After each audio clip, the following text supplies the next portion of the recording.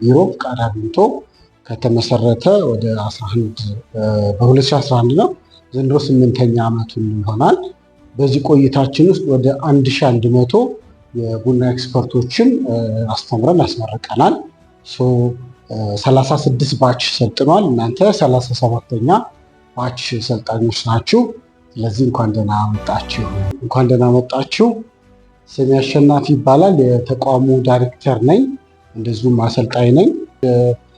ከ28 ዓመት አካባቢ በቡና ሴክተር ላይ ቆይቻለሁ። በአብዛኛው በመልቲናሽናል ወይም ትልልቅ የአውሮፓና የአሜሪካ ካምፓኒዎች ላይ ነው በብዛት ያገለገልኩት። በትሬዲንግ ሄድነት፣ በካንትሪ ማናጀርነት፣ እንደዚሁም በኳሊቲ ኮንትሮል፣ ሎጂስቲክ ኦልሞስት ኦል ቫሊዩ ቼን ላይ በብዙ ካምፓኒዎች ውስጥ የመስራት እድል አጋጥሞኛል። ስጀምር በቡናና ሻይ ባለስልጣን ውስጥ በቡና ቀማሽነት ነው የጀመርኩት። እዛ 3 ዓመት 4 ዓመት ካገለገልኩ በኋላ ግን ብዙውን እድሜን በትልልቅ የአሜሪካና የአውሮፓ ኩባንያዎች ውስጥ ነው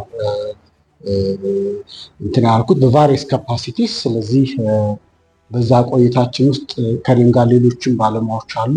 ያካበትነውን እውቀት ባለው ነገር ላይ ጥሩ ስለ ቡና ነገር ሼር እናደርጋቸዋለን ብለን እናስባለን።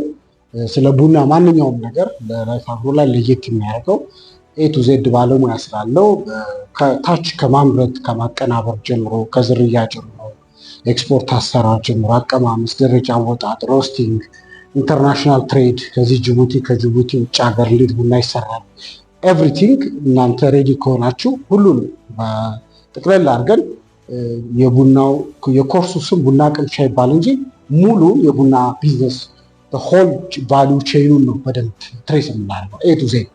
የቡና የተባለ ነገር ዲስከስ ሳናደርገው የምንወጣው ነገር አይኖረንም ማለት ነው።